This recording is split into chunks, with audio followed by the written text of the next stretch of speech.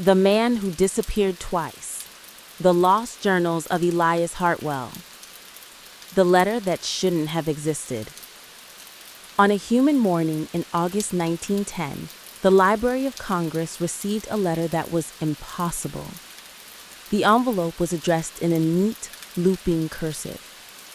To the Archivist of the United States, Washington, D.C., to be opened only after my second disappearance. But here was the problem.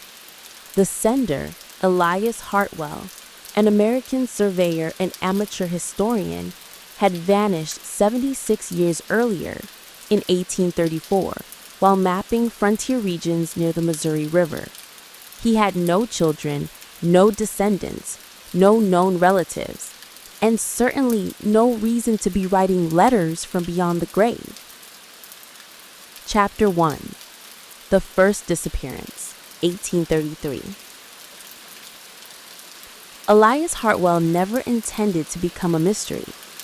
He was a quiet man, 27 years old, lanky, bespectacled, the kind of fellow who could disappear into a crowd without even trying. Born in Providence, Rhode Island, to a family of furniture makers, he grew up among sawdust and chisel scraps, carving little wooden ships instead of playing with the neighborhood boys. But Elias had a gift. He could remember everything he read. Maps, coordinates, latitude, longitude, historical records, ancient stories, indigenous oral histories. He didn't just memorize information, he absorbed it, layered it, cross-indexed it. By 21, he had become one of the best amateur cartographers in the United States, even if no one outside scholarly circles knew his name. In the winter of 1833, the U.S. Army commissioned him to map the unsettled regions just beyond the Missouri frontier, territory rich with forests, rivers, and political tension. The government wanted to better understand the region's geography, though that wasn't the only reason. Rumors had begun to circulate. Stories whispered by frontier traders, missionaries, and tribal elders of villages where entire populations vanished overnight, of lights that danced across the sky in strange formations, of a stone wall hidden deep in the wilderness that hummed when touched. Most dismissed these tales as frontier superstition. Elias did not. He wanted to see for himself. And so, with his journal, compass, and a rolled bundle of charts strapped to his mule, Elias set off into the cold December wind. The journey should have taken 3 months. Instead, it took him a lifetime, and then someone else's. Chapter 2. The Stone Wall. On the 19th day of travel, Elias stumbled upon something remarkable. It was shortly after dawn. Frost clung to the grass like crystal dust. The world was quiet except for the breathing of his mule, Hazel, and the steady tap of his boots on frozen soil. Then he saw it. A straight line running across the land. Perfectly straight. Too straight to be natural. At first he thought it was a trick of the frost, but as he approached, the ground sloped downward into a long trench, and there, rising out of the earth, stood a wall of smooth, dark stone, unlike any rock found in the region. The wall was 12 feet high, black as obsidian, cold to the touch despite the sun, and carved with markings he didn't recognize. Spirals intersecting with straight lines, forming shapes that almost resembled constellations. He pressed his palm against the surface. The stone vibrated. Not faintly, not subtly, but with a steady, rhythmic pulse, like a heartbeat. His breath caught. What in God's name? And then he noticed something else. His compass needle was spinning in wild circles. The wall, whatever it was interfering with magnetism. And in 1833, nothing man-made could do that. Not in the American frontier, not anywhere. He reached for his journal and began to sketch, his hands trembling.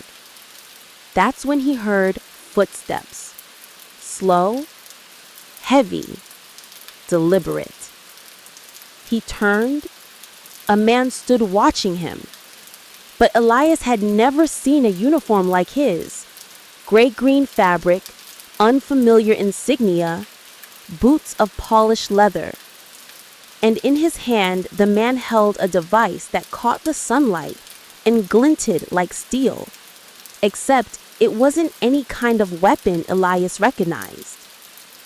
The stranger spoke, but the language wasn't English. It wasn't French, Spanish, German, or any indigenous language Elias had heard in his travels.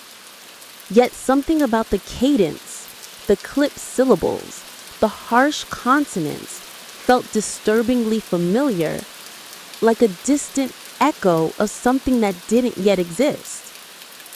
The man pointed the device at Elias. In that instant, Elias realized a truth that froze his blood. The man was not from any nation known in 1833. He might not be from 1910 either, or any year Elias understood. Before he could react, a flash of white flooded his vision, and the world went dark. Chapter 3. The journal resumes 1910. When Elias opened his eyes, he expected to see the Missouri River, the frost-covered grass, the mysterious stone wall. Instead, he was lying on a bed of sterile white sheets inside a room lit by electric bulbs far brighter than the lanterns of his era. He sat up staring wide-eyed at the humming machines, the metal rails, and the polished floors. A young woman in a crisp uniform entered, holding a clipboard. "Oh, good, you're awake. You gave us quite a scare, Mr. Hartwell." He blinked. His throat worked soundlessly. He tried to speak, but only a whisper came. "What year is this?" She smiled, thinking he was joking. "Why, 1910, of course." His pulse hammered. 76 years had passed.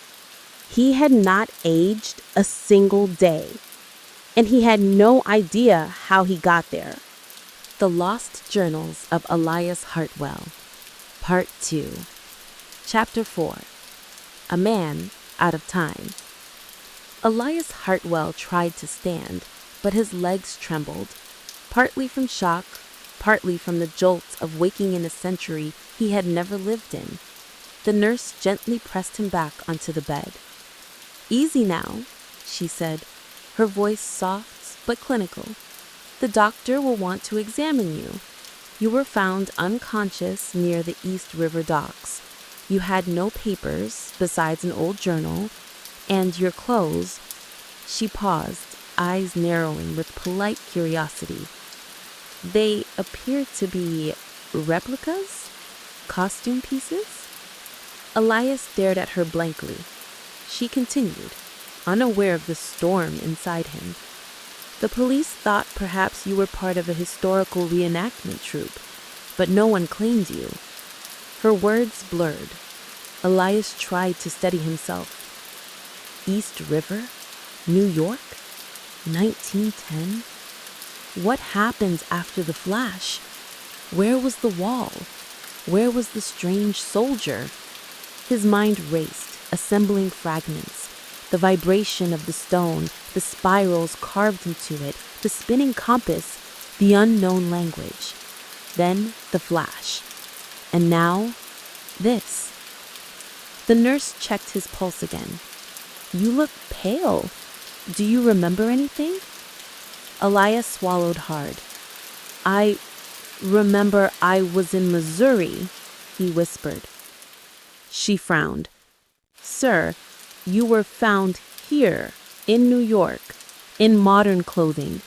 Winter coat, scarf, nothing from Missouri. I was mapping the frontier, he insisted. His voice cracked. December 1833. The nurse's expression softened with pity. Of course, you should rest. She took a step back, gently closing the door. But she wasn't the only one listening. A figure stood behind a one-way observation window, a man in a suit watching Elias with the rigid stillness of a hawk stalking prey. His name was Jonathan Slate, a senior investigator for the Bureau of Investigation, the agency that would one day become the FBI. The nurse walked out into the hallway. Slate spoke quietly to the man beside him. Did you run the fingerprints? Sir, they're unusual. How unusual? They don't match any person in the National Registry. And the paper in his journal, the ink, they date to the early 1800s. Slate stiffened. And the handwriting? A match for samples from archival documents attributed to a surveyor named Elias Hartwell, born 1806, disappeared 1834. Slate turned his eyes back to the man in the hospital bed, who now stared at his own hands in terrified disbelief. So, Slate murmured, either he's the best forger in American history. He paused. Or he is who he says he is. Chapter 5. The Interrogation. 2 days later, Elias was moved to a private government facility on the outskirts of Washington, D.C., a quiet brick structure hidden behind iron gates and tall oak trees. The building smelled faintly of ink and dust, like a library married with a barracks. Slate greeted him with a calm, practiced smile. Mr. Hartwell, or should I say, Elias Hartwell. Elias sat across the table, weak but alert. I don't understand any of this, he said. I swear to you, I was in Missouri. I touched a wall of stone. A man pointed a strange device at me. There was a flash, and then you appeared, alive, unaged, with a journal dated 1833. Slate placed the journal on the table. May I? He asked politely. Elias nodded. Slate opened it to a page filled with neat sketches, a map of the frontier, the approximate location of the wall, and most strikingly, a drawing of the spiral constellation carvings. Slate tapped the page with his index finger. Have you ever seen these symbols before? No, he said. Not in any American territory. Not in any European text. Slate leaned back. What you saw, the wall, could you find it again? Elias hesitated. Yes, he said slowly. If the land hasn't changed too much. Slate closed the journal. Then we're taking a trip. Elias blinked. A trip? To Missouri, Slate said. You're going to show us exactly where you vanished. Chapter 6. Return to the Frontier. In late September 1910, a special expedition departed from Washington, D.C. The traveling party included Elias Hartwell, wearing borrowed 1910 clothing that felt too stiff, Jonathan Slate, expression unreadable as always, 2 military cryptographers, a geologist, a young cartographer with modern instruments, and a team of armed soldiers tasked with ensuring safety, though Slate didn't specify from what. They boarded a train heading west, cutting through fields, towns, and cities that did not exist in Elias's memory. Each mile was a reminder the America he knew was gone. But as they approached Missouri, the land began to feel familiar again. Rivers winding like old scars, forests rising like green monoliths, the air rich with the scent of pine. On a crisp morning, they set out on horseback into the wilderness. Elias was quiet for most of the journey, gripping his reins tightly. The forest shadows were the same, the way the wind rustled the leaves, unchanged. The sensation made his skin crawl. It was like stepping into a memory after waking from a nightmare. Slate rode beside him. "You said the stone wall was near a river fork. Are we close?" Elias pointed ahead. "Yes, very close." They followed a narrow path until the trees opened into a wide clearing. Elias's breath hitched. There it was. Or rather, the place where it had been. The soil was torn open, forming a long crater. The trees were scorched. The earth looked disturbed, as if something massive had been unearthed and hauled away. Slate dismounted first, surveying the ground. What happened here? Elias ran his hand across the dirt. "It's gone," he whispered. "The wall. It was right here." Slate knelt, brushing aside leaves. Something metallic glinted. He picked it up.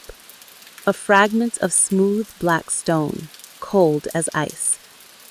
The geologist examined it, its brows furrowing. "This isn't basalt. It's not obsidian. It's not any mineral I recognize."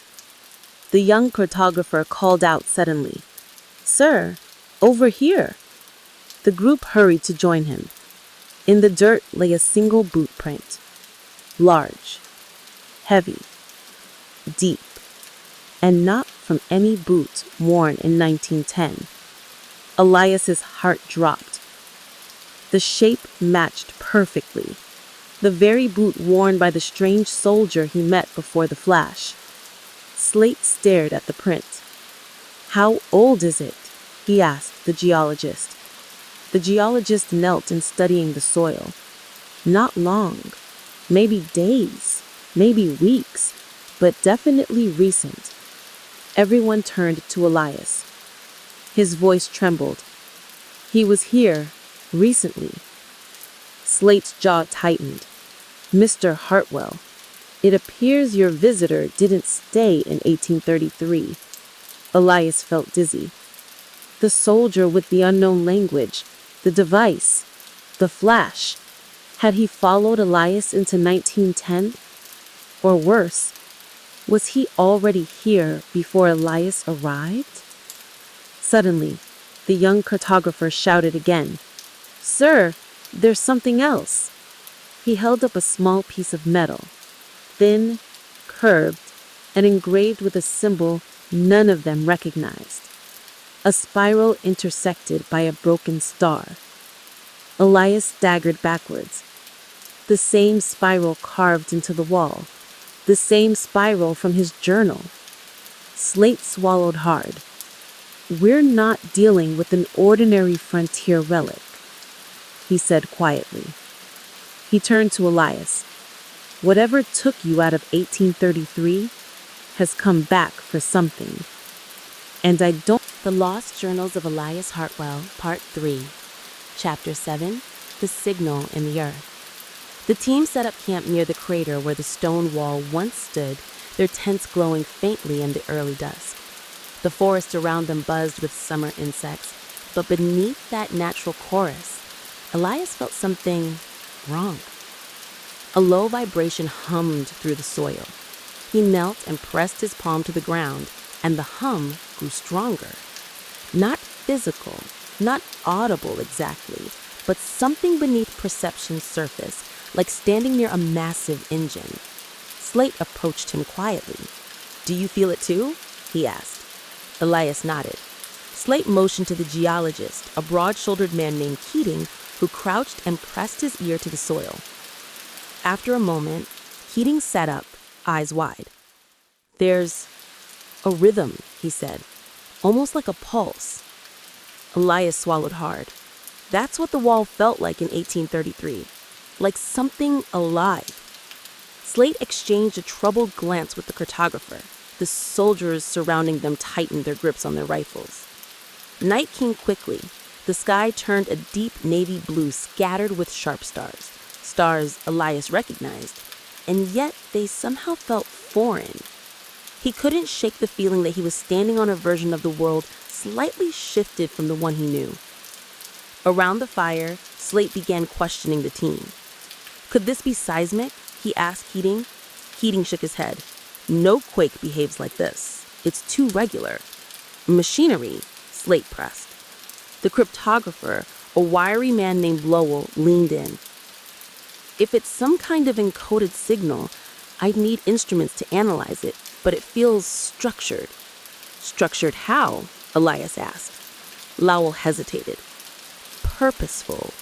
The word sent a chill through the group. Slate turned to Elias. "Mr. Hartwell, when you saw the stone wall in 1833, how much of it was exposed?" "Only the top," Elias answered. "Most of it seemed buried." Keating exhaled. "Then whatever we're standing on now may be part of a structure much larger than we think. Maybe miles." Everyone fell silent. The forest creaked and whispered, the way forests do at night. But beneath those sounds, the hum continued. Steady, patient, ancient, as if waiting. Chapter 8. Footsteps in the dark. Near midnight, a shrill cry pierced the woods. A soldier shouted, "Movement! Something's out there!" The camp erupted into chaos. Boots thudded against earth. Rifles clicked. Lanterns swung wildly, casting distorted shadows against the trees. Slate grabbed Elias's arm. "Stay close." The soldiers fanned out in a defensive perimeter, eyes scanning the brush. A rustling sound moved through the foliage. Heavy, deliberate steps. Not an animal. Something bipedal. And approaching. Elias's heart hammered. Then, a figure emerged from the tree line. Tall, broad-shouldered, wearing the same strange gray-green uniform Elias remembered from 1833. The strange soldier. Slate froze. "Hold your fire," he barked. The soldiers obeyed, though nerves trembled in their fingers. The stranger stepped forward. The moonlight revealed his strange attire. Smooth fabric that wasn't quite cloth, not quite leather. His boots shone with an unnatural sheen, and strapped to his chest was a metallic device that looked like a cross between armor and instrumentation. But the most terrifying detail was his face. It looked human, yet there was something subtly off. The eyes were too pale, the skin too smooth, the expression too emotionless. He spoke, the same harsh, clipped language Elias had heard in 1833. Elias felt cold sweat on his neck. Lowell whispered, "What language is that?" "None I've ever heard," Elias said, "but it sounds uniform, manufactured." The stranger raised his device. A spherical glow pulsed within it. Slate stepped forward, hand raised. "We don't want trouble." The stranger repeated a phrase, louder this time. The cryptographer Lowell scribbled the phonetics rapidly. Suddenly, the device emitted a sharp, piercing hum. The soldiers reacted instantly. "Get down!" Gunfire erupted, but the bullets never touched him. They stopped midair, frozen, suspended inches from his chest as if caught in invisible amber. The stranger looked at the floating bullets, not with fear, not with anger, but with something like annoyance. He swept his hand sideways. The bullets dropped harmlessly to the ground. Slate hissed, "Retreat! Fall back!" The soldiers scrambled, dragging Elias with them. The stranger did not pursue. He simply bent down, pressed his palm to the vibrating earth, and the earth responded. A pulse shot outward. rippling through the ground like the wave of a stone tossed in water. Trees trembled, branches shook, lanterns flickered. Elias felt it surge up through his bones. The stranger looked at him. Not at Slate, not at the soldiers. At him. And in perfect, flat English, he spoke 2 words. Not yet. Then the lights from his device flared, a flash of white, and he vanished. Not fled, not hid, vanished, as if the air swallowed him whole. The soldier stood frozen, stunned. Slate's jaw clenched. He whispered the words Elias feared most. He can travel between times. Chapter 9. The Revelation in the Crater. The next morning brought no answers, only deeper dread. Slate convened an emergency session at the camp's central table. Lowell spread out his notes. Keating displayed the sample stones. The young cartographer laid out updated maps. Slate addressed Elias directly. Mr. Hartwell, clearly you were not the only person moved through time. This soldier, whoever he is, seems capable of crossing eras at will. Elias nodded, but his voice was hollow. He didn't come for us last night. He came for the ground. Keating tapped the crater map. There's something down there. Something buried deep. If the wall was only a fragment, Lowell leaned forward. I think the symbols represent a coordinate system, not spatial, temporal. Elias felt the earth shift beneath his understanding. Coordinates. In time. Keating added, and the hum? It's increasing. Last night, after the encounter, the vibrations doubled. Slate turned to Elias. Mr. Hartwell, you said the carvings looked like constellations. Is it possible the wall wasn't built in your time or ours? Elias closed his eyes. I think the wall is older than any civilization we know. How old? Thousands of years. Maybe more. Chapter 10. The Machine and the Ground. By noon, the team had removed the top layers of soil. By evening, they struck metal. A wide, curved sheet of black alloy, identical to the fragment found earlier. Except this piece was larger, much larger. Keating brushed away more dirt, revealing symbols etched into the surface. The same spirals, the same broken star. Lowell attempted to record the symbols, but his pencil shook. Elias, staring at the newly exposed structure, whispered, "This isn't a wall." Keating glanced at him. "Then what is it?" Slate stepped closer, voice barely audible. "It's part of a vessel." Elias turned to him. "A ship?" "No, not something meant for the sky." He looked down at the massive buried structure, at the spirals, the pulsing vibrations, the impossible metal that felt older than human language. This is something meant to move through time, a time craft, buried here long before America existed, long before Elias was born, long before recorded history. The hum grew stronger, vibrating through their legs. Lowell's compass spun wildly.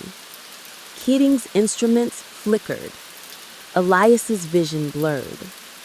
Then something from deep within the earth knocked.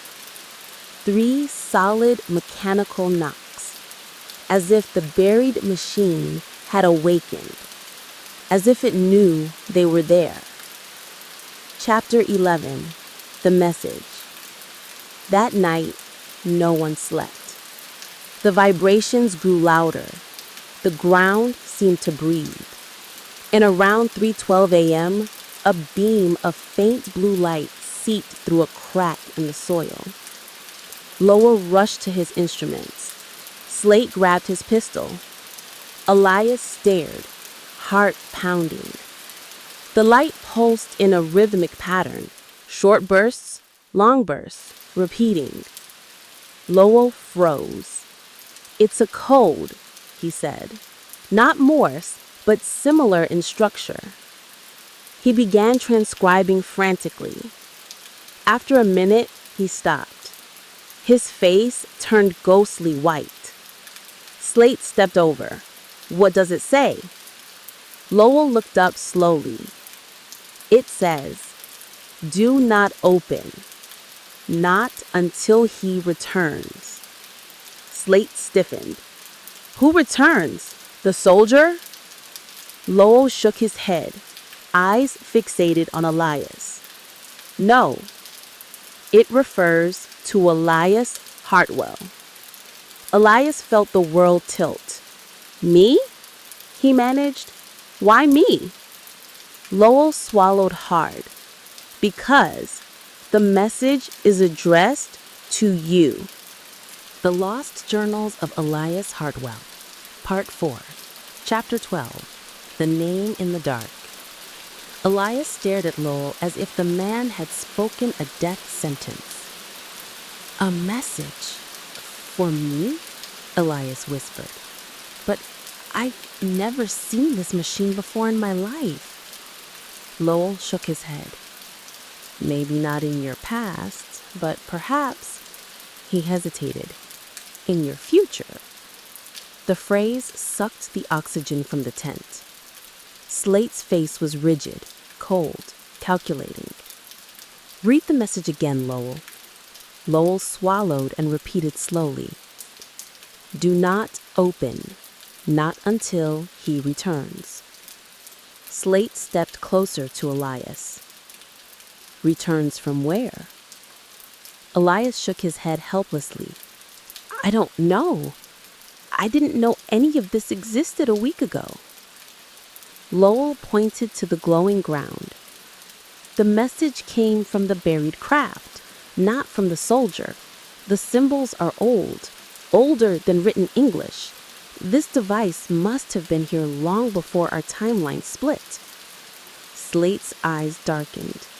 "Our timelines," he said quietly. "Is that what we're dealing with? Not one linear path, but several." Lowell tapped his notebook nervously. "I'm beginning to think this machine, this vessel, was never meant for travel in space. Its geometry is wrong. It's curved inward, not outward. The alloy is polarized, and the markings are temporal coordinates, not stellar ones." Elias's hands trembled. "Time," he whispered. "It's all about time." Keating burst into the tent then, panting. "You all need to see this." Chapter 13, The Eye in the Ground. The entire team hurried outside. The soil had cracked wide open. The blue glow now poured out like liquid light, casting eerie shadows on the trees. The buried structure had shifted, not mechanically, not like a hatch opening, but organically, like the shell of some colossal sleeping creature flexing. Elias felt the hum pulse up through the earth, into his bones. Then Keating pointed. "There, look!" Along the curved metal surface, a narrow slit had appeared, thin at first, then widening, then stretching into a perfect circle, a blue lens, clear, reflective, like an eye.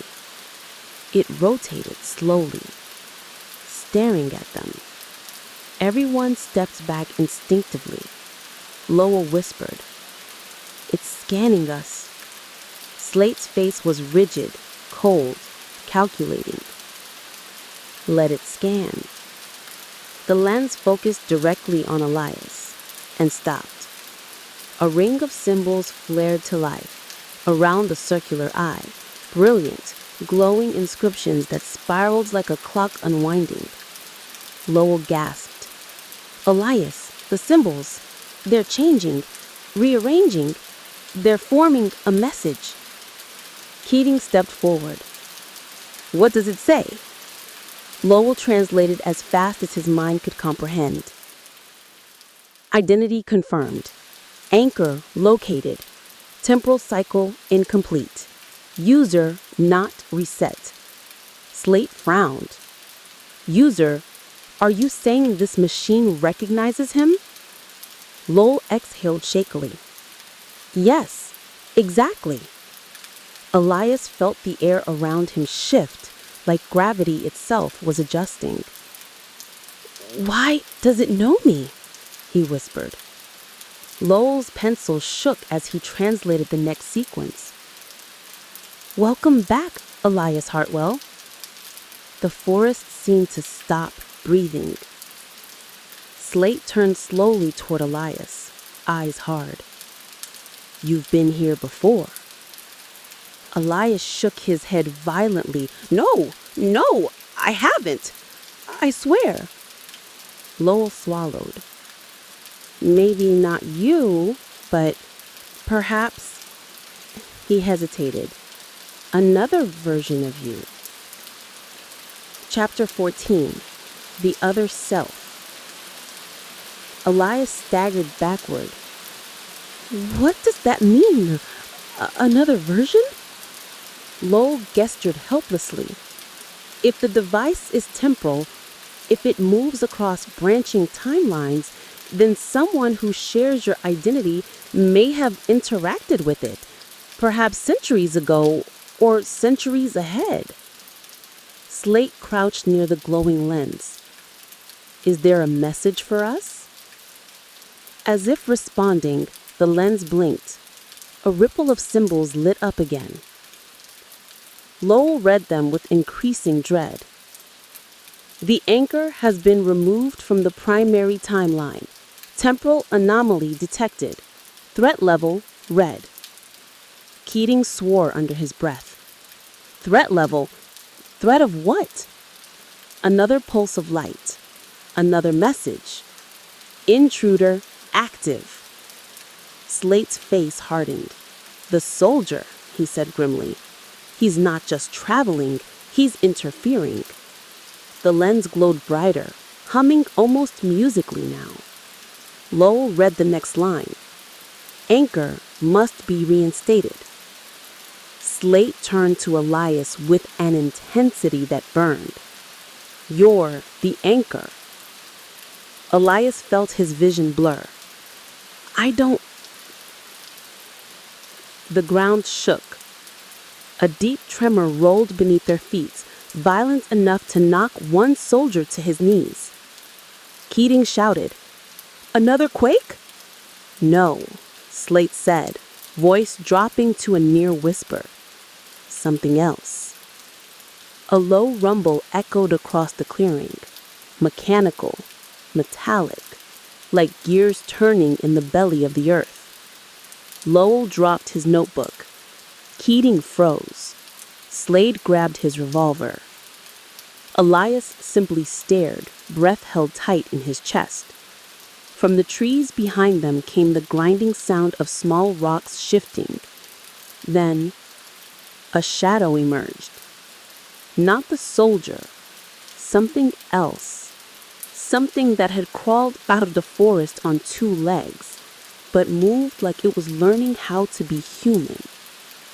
It stepped into the moonlight, and Elias's blood ran cold. Chapter 15, The Collector. The figure stood almost 7 feet tall, humanoid only in silhouette. Its skin, if it could be called skin, was matte black, segmented like overlapping plates of armor. No visible joints, no face, only a smooth surface like polished stone. Instead of eyes, 2 thin slits glowed faint blue, matching the color of the buried vessel. Keating whispered in horror. It's built from the same material as the craft. Slate kept his pistol raised but steady. The creature tilted its head, an eerily fluid motion, and emitted a faint clicking sound. Elias stepped backward instinctively. Lowell whispered, "It's scanning us." The creature took a slow, deliberate step forward, then another. The slits of light fixed on Elias. It raised one long, narrow hand, 4 fingers, each 2 perfectly straight, ending in rounded metallic tips. Lowell muttered, "It's reading him, just like the lens." Slate shouted, "Stay back!" The creature did not respond. It simply walked toward Elias. The soldiers fired, but the bullets hit the creature and disintegrated into dust, as if hitting an invisible millstone. Elias trembled. Slate kept shouting. Keating grabbed a lantern to throw, but the creature moved its hand in one smooth gesture. A wave of crushing force rippled outward. The lantern shattered. Several soldiers were thrown backward. Slate was knocked to one knee. Elias felt the force push against him, but strangely not harm him, like the creature was avoiding him. Slate roared, "Hartwell, run!" But Elias couldn't move. The creature stepped within arm's reach. The ground's vibration grew so intense, Elias felt his teeth rattle. The creature lowered its head, the blue slits staring directly into Elias's eyes. And in the hollow, resonant, synthetic voice, it spoke, "You are out of sequence." Elias's breath broke. The creature raised its hand to touch his chest, but before it could make contact, the buried vessel emitted a deafening pulse of light. The forest exploded in blue. The creature recoiled, its entire body flickering. Slate grabbed Elias and dragged him backward. Lowell screamed, "The machine is activating!" The creature vanished, dissolving into scattering particles like ash swept into a storm. And from the vessel came one final message. Anchor must return to his point of origin. Elias staggered. Slate grabbed him by the shoulders. "What point of origin?" Elias whispered the only answer he had. 1833. Slate's eyes widened. "You're not staying in 1910. They're going to send you back." Elias shook his head violently. "I can't go back. I don't belong anywhere now." But the message continued to pulse. "Return or timeline will collapse." Lowell shouted, "The machine's coordinates are locking in." Keating yelled, "The ground is shifting again." The machine reached its peak luminosity. The forest flooded with blinding blue. Slate shielded his eyes. Elias felt his body lift, and a deep, cold voice whispered inside his mind, "Return." The Lost Journals of Elias Hartwell, Part 5, Chapter 16, The Second Flash. The blue light swallowed everything. Elias felt neither heat nor cold, neither weight nor motion, only a sensation like sinking through liquid glass. Slate's voice was the last thing he heard. "Elias, hold on." Then the forest dissolved. The world stretched thin, a canvas pulled taut, until all colors bled into white. For a moment, for a breath that felt like eternity, Elias saw nothing. Then, darkness. Not night, not shadow, but a thick emptiness that pressed against his eyes like velvet. A low hum, familiar yet different, filled the void. Elias floated, or fell, or simply existed in a place where time neither moved nor stopped. Then a voice, gentle, distant, genderless, spoke inside the vacuum. Time is not broken, Elias Hartwell. Elias tried to speak, but no sound formed. You were removed from your timeline, and another took your place. Elias's pulse raced. Another him? The cycle must be restored. He felt a sudden pull, as if invisible hands gripped his shoulders. Prepare. The darkness cracked, splitting open like an eggshell. Light poured in. The pool became a violent drag, and then Elias fell. Chapter 17. Not the same 1833. He hit the ground hard.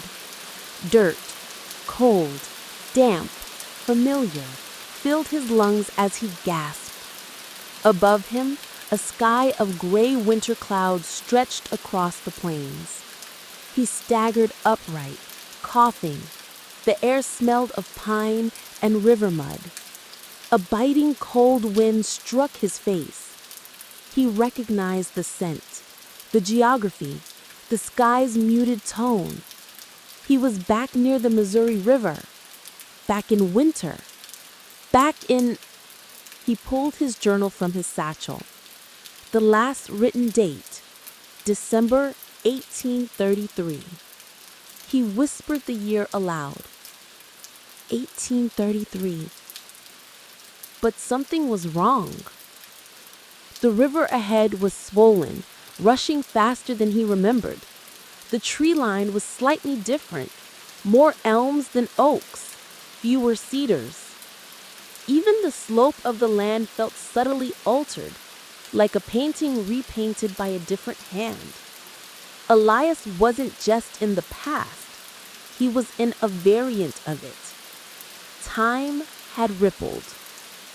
Footsteps crunched through the frost behind him. He spun. At first, relief washed over him. It was another surveyor, a man his age wearing frontier clothing. But when the stranger stepped closer, he froze. He was looking at him. The man had his jawline, his height, his manner of blinking, even the way he clenched his left hand. But the eyes, those were different. Harder, colder, like someone who had seen too much. The other Elias Hartwell narrowed his gaze. You're late. Elias stumbled backward. Who are you? The other him snorted softly. I'm you, of course. Just not the you who vanished. He gave a tired half smile. I'm the one who stayed. Elias's heart pounded. The machine said another version took my place. Correct. The other him stepped closer, and now you've come back. And that is complicating things. Elias tried to steady his voice. What year is this? 1833. The other Elias answered, but not your 1833. You didn't return cleanly. He tapped his temple. The timelines drifted. When you were pulled out, I was inserted. The world spun. Inserted by who? A shadow crossed the other Elias's face. I don't know, but I do know this. He stepped forward, gripping Elias by the collar. Your return threatens everything. Elias pulled free. I didn't choose to return. The machine, the other Elias said, voice sharpening, answers to something or someone, and whatever it wants, he pointed to Elias's chest, it has chosen you. Before Elias could respond, a twig snapped behind them. Both men turned. A figure stepped from the brush. A familiar silhouette, broad, uniformed, deliberate. The strange soldier. Again. Only this time, his uniform was damaged, torn along one sleeve, smeared with red soil, one of the chest instruments flickering erratically. He looked between the two Eliases, and for the first time, he hesitated. The other Elias whispered sharply, "He wasn't expecting you to be doubled." The soldier raised his hand, but the device sparked, sputtered, and then shorted. A sharp metallic crack filled the air. The soldier stared at his malfunctioning device with something like alarm. Then he reached to his belt, pulling a smaller disc-shaped object. The other Elias hissed, "He's resetting the timeline." Elias's voice cracked. "What does that mean?" "It means," the other Elias whispered, "he's going to erase one of us." Chapter 18. The Man Who Shouldn't Exist. The soldier pressed a disc. Symbols flashed across its surface. The air distorted, warping like heat rising from a desert. Elias felt a force tug at him, pulling at his bones like invisible strings. The other Elias staggered, gripping a tree to stay upright. The soldier spoke a single word in his strange language, not emotionless this time, but strained. The other Elias cursed under his breath. "He's trying to collapse the anomaly," he said. "The anomaly is you." Elias tried to shout, but the pressure was immense. The disc glowed brighter. Wind ripped through the clearing, swirling frost and leaves. The river roared louder, as if reacting to the temporal disturbance. And then, something unexpected happened. The buried machine responded. Even though they were miles away, Elias felt its vibration surge through the ground. A pulse, a shockwave, a temporal backlash. The disc in the soldier's hand cracked. Sparks shot out violently. The soldier barked a word, fearful this time. Elias staggered. The other Elias shouted, "He's losing control." The disc detonated in a flash of blue.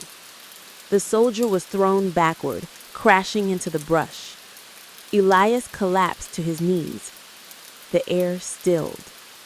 The distortion evaporated. The two Eliases gasped for breath. The soldier did not rise. For the first time, the impossible man lay motionless. The other Elias ran toward the fallen soldier. Elias followed shakily. The soldier's armor emitted wisps of smoke. His pale, almost artificial face twitched. A soft, mechanical whine escaped his throat. The other Elias crouched beside him. The soldier looked up at him, then past him, locking eyes with Elias. His voice, quiet and breaking, spoke in perfect English. "You were not supposed to return." Elias shuddered. "Why? Why me?" The soldier's breathing faltered. He whispered, "Because you break the cycle." Elias leaned closer. "What cycle?" The soldier's eyes dimmed. He forced out one last phrase. "The cycle I failed to stop." Then his body went still. The strange soldier was dead. The wind howled across the riverbank. The other Elias exhaled slowly. "Whatever this cycle is," he said quietly, You are at the center of it. And now that he's dead, someone else is coming. The Lost Journals of Elias Hartwell, Part 6, Chapter 19, Footsteps Through the Trees. The soldier's body lay still, half buried in frost and dead leaves. Elias stared at him, at the strange uniform, the cracked devices, the pale, almost synthetic skin, and felt the same cold dread spreading through his chest that he had felt the night the sky turned to fire. The other Elias rose slowly from beside the corpse. His expression was calm, but his eyes were dark. "We need to move," he said. Elias blinked. "Why?" The other him tilted his head slightly, listening. "Because I hear footsteps." Elias froze. A faint crunch echoed from deeper in the woods. Measured, patient, tracking. The same cadence as the soldier, but softer, more deliberate, not running, not searching, following. "How many?" Elias whispered. The other Elias didn't answer immediately. He closed his eyes, listening again. "One," he said. "For now." "For now?" Elias repeated. The other him pointed at the cracked disc in the soldier's hand. When that detonated, it wasn't a failure. It was a signal. He stepped away from the body, eyes scanning the tree line. Whoever monitors these soldiers knows that one has gone offline. Elias felt his breath catch. "You mean..." The other him finished the sentence for him. "They will come to restore the cycle." A second crunch. Closer. Elias's pulse spiked. "We have to run." "No," the other Elias said sharply. "Running won't work. These things navigate through space-time, not terrain. Distance won't matter." Elias stared at him. "Then what do we do?" A long moment of silence. Finally, the other Elias spoke, his voice low. "We hide somewhere even they can't detect." He looked directly into Elias's eyes. "We're going to the machine." Elias staggered back. "No, last time..." "The machine is the only thing they can't control," the other Elias interrupted. "And right now, it's the only place we have leverage." Another footstep echoed from the trees. Closer. Heavier. The other Elias turned and began walking quickly through the trees. "Follow me, unless you'd rather be corrected out of existence." Elias hurried after him. Behind them, the unseen tracker moved with unnerving precision, never speeding up, never slowing down, like it already knew exactly where they were going.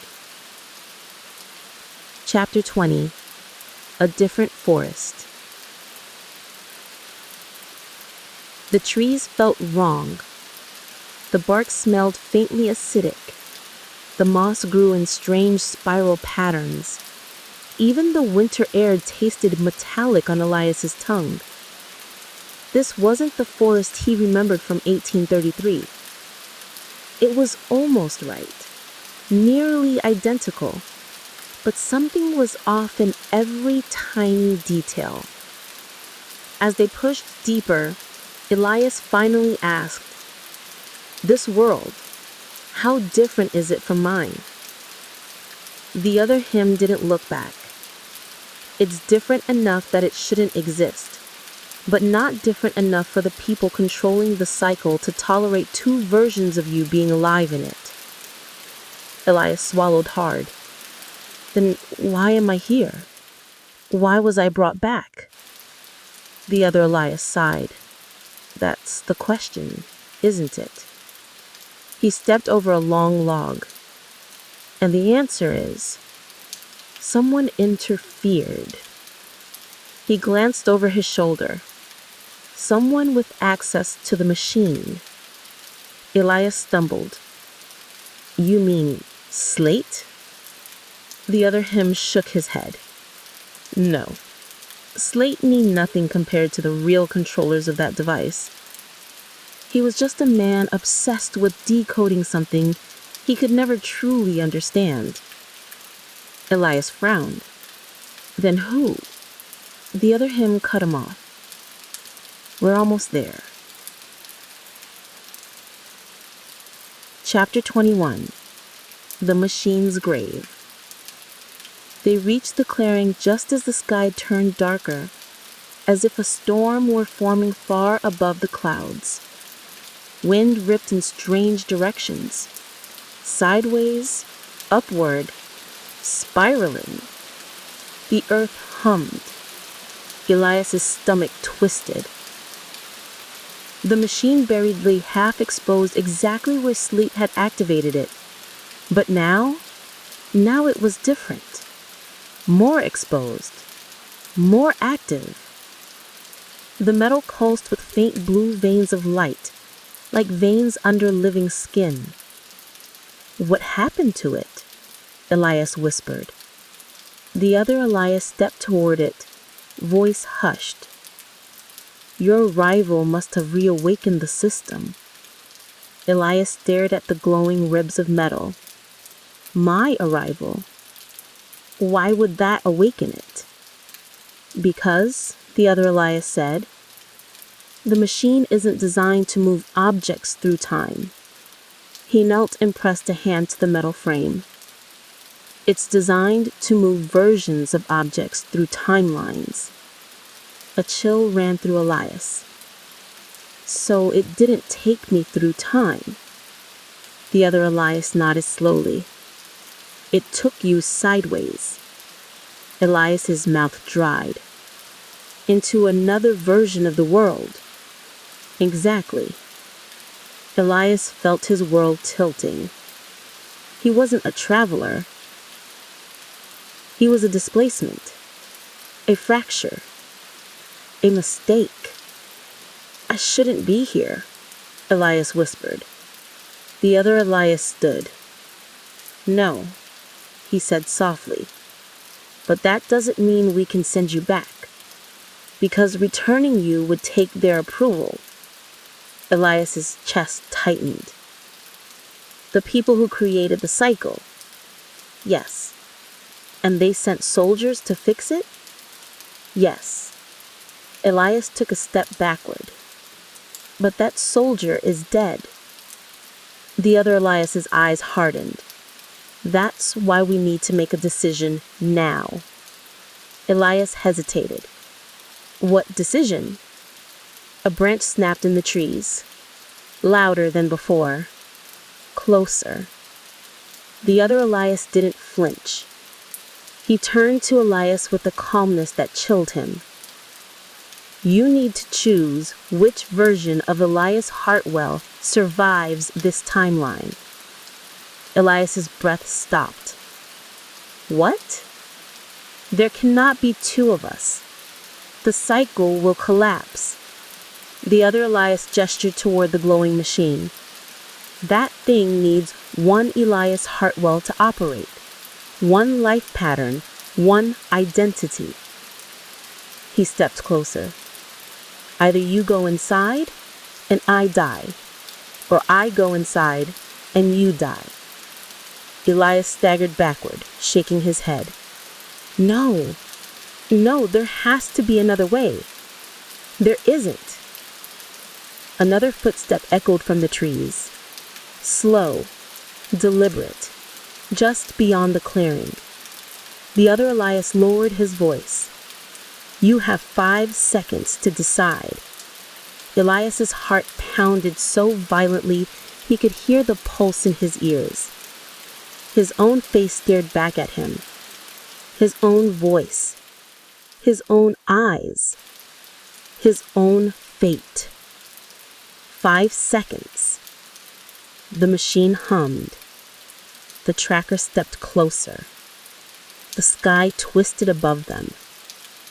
The other Elias whispered, "Choose." The Lost Journals of Elias Hartwell, Part 7, Chapter 22, The Choice That Never Was. 5. Elias felt the number pulsing in his skull like a heartbeat. 4. The tracker's shadow crossed the edge of the trees. 3. The humming of the machine deepened like a colossal heartbeat under the soil. 2. The other Elias stepped closer, his expression calm, disturbingly calm. 1. Elias's knees weakened. A gunshot shattered the air. Not from the soldier, not from the tracker. A real gunshot. Powder, iron, a frontier rifle. The other Elias jerked forward, not from fear, but from impact. A bloom of red blossomed across his chest. Elias gasped, reaching instinctively toward him. No! The other Elias collapsed to his knees, breath ragging. Elias spun toward the tree line and saw a man stepping into the clearing. Not the tracker, not a soldier from some impossible future. A man in a fur coat carrying an old percussion rifle. He was young, scruffy, with wild eyes and a hunter's steady grip. Elias recognized him instantly. He had seen him months ago. A man who traveled alone along the Missouri River. A trapper, a scout, a recluse known only as Jonas Hale. Jonas leveled the rifle again, aiming directly at Elias. But his voice, full of panic, cracked. "Get away from him! Move!" Elias froze. What are you doing?" Jonas stepped closer, keeping the rifle trained on Elias. "That man," Jonas barked, pointing at the wounded other Elias, "ain't you." The forest went silent. Elias blinked. "What?" Jonas's voice trembled with certainty. "I've been following him for weeks. I watched him walk across a frozen lake without leaving footsteps. I watched him stare at the moon so long his shadow moved the wrong way." Elias felt his skin crawl. "He ain't human," Jonas said, spitting the words. "And sure as hell not you." The other Elias coughed hoarsely, blood staining his lips. He glared at Jonas.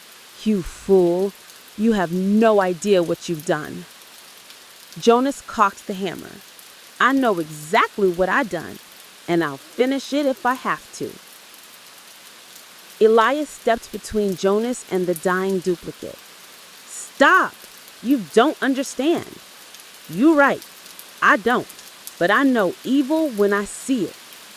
Elias hesitated. Jonas Hale was many things. Uneducated, unstable, a loner. But he wasn't a liar. He had no reason to invent this. He truly believed the other Elias was something else. And part of Elias? Part of him wasn't completely sure Jonas was wrong. The other Elias crawled toward the machine, dragging himself through the frost.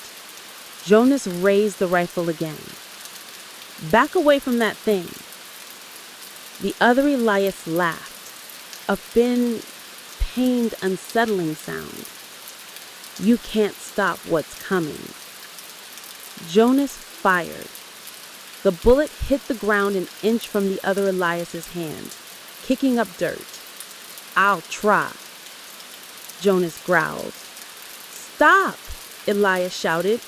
Jonas turned to him, furious. "That man ain't you, boy. Look at him." Elias did. The other Elias, the alternate version of himself, stared back at him with a twisted mixture of pain, anger, and cold alien intelligence. His eyes were no longer fully human, not in movement, not in reflection, not in purpose. The other Elias whispered, voice warped, "You think he saved you?" He nodded toward Jonas. "No, Elias. He just doomed you." Jonas took another step forward, rifle shaking. "Don't come closer," Elias urged. "You don't know what this machine—" He was cut off by a chilling sound, a mechanical click. Elias and Jonas both spun toward the trees. The tracker had arrived. Its silhouette emerged, tall, metallic, silent, its arm extending toward Jonas with surgical precision. Jonas's eyes widened. What in God's name? The tracker lunged. Jonas fired, but the bullet pinged harmlessly off the creature's chest. It grabbed Jonas by the throat, lifting him off the ground like he weighed nothing. Elias screamed, "Jonas!" Jonas kicked and struggled, eyes bulging as the machine tightened its grip. The other Elias, bleeding out beside the machine, whispered. And now the cycle corrects itself. Elias grabbed a fallen branch, the thick jacket kind used for firewood, and swung it with every ounce of strength he had. The branch shattered against the tracker's metal arm. It didn't even flinch. Jonas's voice strained out a final cry. "Run!" But Elias didn't. He reached for the cracked disc in the dead soldier's hand, the temporal detonator, his fingers closing around it instinctively. The tracker's head snapped toward him. The device pulsed once, a faint blue glow. Elias didn't know what it would do. He only knew that he had no other choice. He slammed his thumb onto the cracked centerpiece. The device screamed to life. The air twisted. Reality convulsed. The forest rippled like a shaken painting. The tracker released Jonas, and the world exploded into blue light. The Lost Journals of Elias Hartwell, Part 8, Chapter 23, A World Out of Joint. Blue light tore through the forest like a tidal wave made of lightning.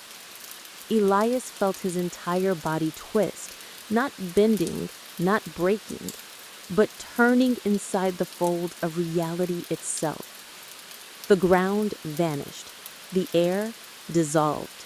Sound became a single, piercing whistle. He could not breathe. He could not scream. He could not move. Then, a sudden impact. He crashed onto solid earth, knocking the wind from his lungs. His vision blurred. Everything spun. The world reassembled like shattered glass sliding back into a window frame. Colors snapped into place. Shapes solidified. Wind returned. Elias lay face down in damp grass, gasping desperately. He rolled onto his back. Above him, the sky swirled. Clouds twisted outward in spirals, not natural spirals, but geometric ones. Patterns repeating, patterns folding. He pushed himself up onto his elbows. The forest was gone. The Missouri River was gone. Slate, the other Elias, Jonas, the tracker, gone. Instead, he was in a vast open prairie, an endless plain, tall gold grass moving like an ocean. The wind hummed, but not as wind should. There was a tone to it, a frequency, like a tuning fork vibrating across the horizon. Elias staggered to his feet. What happened? He looked down at his hand. The cracked disc, the temporal detonator, had shattered completely. Only fragments of metal remained, fused to his palm. He dropped the pieces, his hand trembling. He listened. There were no birds, no insects, no distant river. Just wind and the hum. He turned slowly, scanning the horizon. Nothing. No footprints, no movement, no sign of the world he knew. Only grass and sky and silence. Elias whispered to himself, "This isn't my world." Chapter 24. An impossible sky. A sudden flicker of motion caught his eye. Not on the ground, but in the sky. Something glimmered high above, far beyond the clouds. A shape. Thin, elongated, like a needle of blue-white light threading across the atmosphere. Elias stared upward, squinting. The thin line bent sharply, making a perfect right angle. No bird could do that. No arrow. No meteor. It bent again, forming a geometric zigzag pattern. A chill crawled down his spine. This place, this version of reality, obeyed rules he didn't understand. He began walking. He didn't know where he was going. There was no landmark, no sign of civilization. But standing still felt worse. As he moved through the tall grass, he noticed something strange. The grass blades shimmered. Not with dew, not with frost, but as if tiny particles of light were trapped inside each blade, pulsing faintly, like small lanterns buried in the stalks. Elias touched one gently. The blade of grass flickered, then projected a tiny glowing pattern onto his hand. A triangle, then a circle, then a spiral. He staggered back. The grass stopped glowing and returned to normal. Elias whispered, "This isn't natural." He kept walking, faster now. As the prairie stretched endlessly around him, the humming grew louder, resonant, almost melodic. Then, suddenly, a sound cut through the hum. A human sound. A voice. Elias spun, trying to locate it. "Help! Someone! Help!" He ran. He skidded to a stop atop a small rise, and his heart slammed against his ribs. Someone was lying in the grass below. At first, Elias couldn't see the face. Just a torn coat, a pack beside him, a pair of hands clutching the earth. Elias rushed down the slope. As he got closer, he froze. It was a woman. Her clothing was nothing like frontier garments. No wool, no leather. Instead, she wore a suit made of thin metallic fibers, woven like fabric, but reflecting the light like silver threads. Her hair was short, cropped above the shoulders, her skin pale with faint luminescent veins pulsing beneath it. She looked up at him with frightened eyes that glowed faintly blue. Elias knelt beside her. "Are you hurt?" She nodded weakly. Her voice trembled. Where is this place?" "I don't know," Elias admitted. "What happened to you?" She gripped his shirt desperately. "Please, tell me the year." Elias hesitated. 1833. She stared in stunned horror. "No, No, this is wrong. This timeline isn't stable. Elias felt a cold dread wash over him.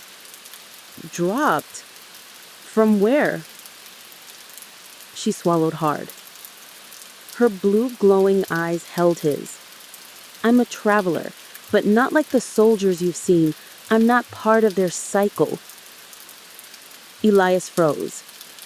She whispered, I'm trying to escape it. She clutched his arm tighter. You have to help me, because if they find me... She looked over her shoulder at the sky, terror rising in her face. They'll find you. A sharp sound cracked the air. A chime, high-pitched, metallic, growing louder. The woman's face drained of color. No. The chime split into multiple tones, 5 notes repeating, a sequence. Elias felt the hair on his arms rise. The woman whispered the words he feared. They're here. The Lost Journals of Elias Hartwell, Part 9, Chapter 25, The 5-Note Warning. The sky rang with a chime. 5 perfect tones, repeating, metallic and cold. The woman's breathing turned sharp, panicked. No, she whispered. They traced the displacement. They followed the temporal fracture you created. Elias backed away from her. I didn't. The woman grabbed his wrist with surprising strength. The detonator. You triggered an emergency rupture. Every timeline near the collapse sent out a signature. They always track signatures. Elias felt ice slide down his spine. Who? Who is coming? The woman's glowing eyes stared at the sky, wide with fear. The Regulators. The tones grew louder, vibrating the air itself. Grass bent with each pulse, as if bowing under invisible pressure. The sky dimmed. Clouds spiraled inward. The geometric streak Elias saw earlier reappeared, but now multiplied. 3 lines of light. Then 5. Then 10.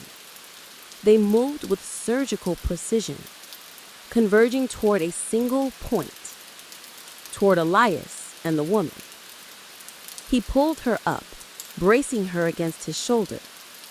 We need to move. Yes, she panted, but not away from them. We can't outrun their ships. We need a disruption field. Elias stared blankly. A what? Before she could answer, a shadow fell across the prairie. Not a cloud, not a bird. A shape.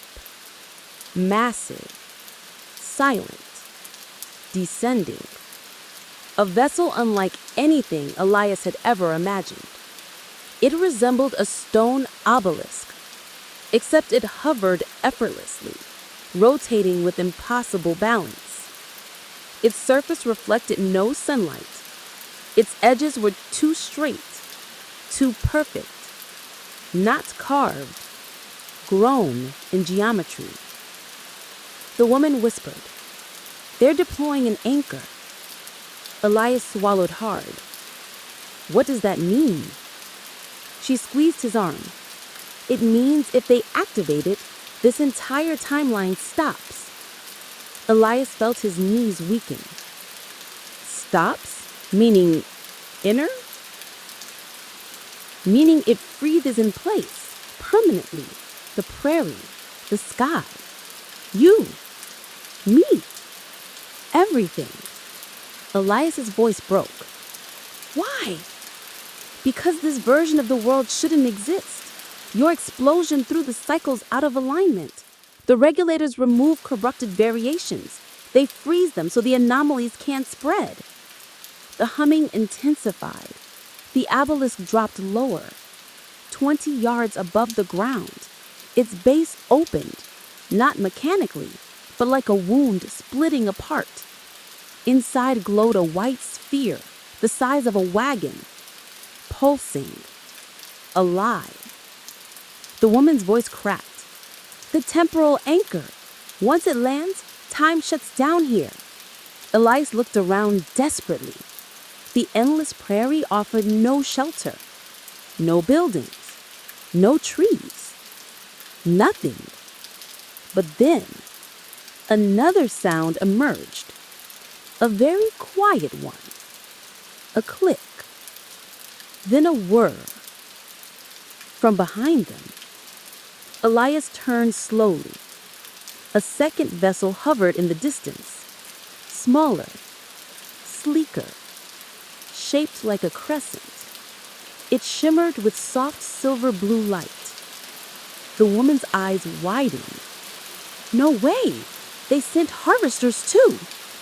What are harvesters? Elias demanded. She shook her head. Not they. Whoever sent that isn't one of the regulators.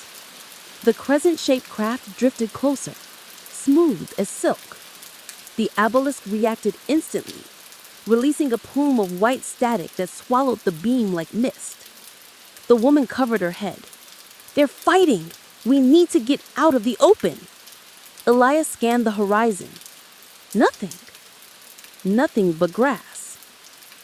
Then, a faint shimmer below the hillside, a dip in the land, like a natural depression or dried-out riverbed. We can hide there, Elias shouted. No, the woman grabbed him. That's not a hiding spot. That's boom. A shockwave erupted between the two vessels. The prairie rippled like liquid. Grass flattened in a circle around them. The air tasted like metal and ozone. The crescent craft fired a beam of blue-white energy at the obelisk. The obelisk responded instantly, releasing a plume of white static that swallowed the beam like mist. The woman covered her head. They're fighting. We need to get out of the open. Elias scanned the horizon. Nothing. Nothing but grass.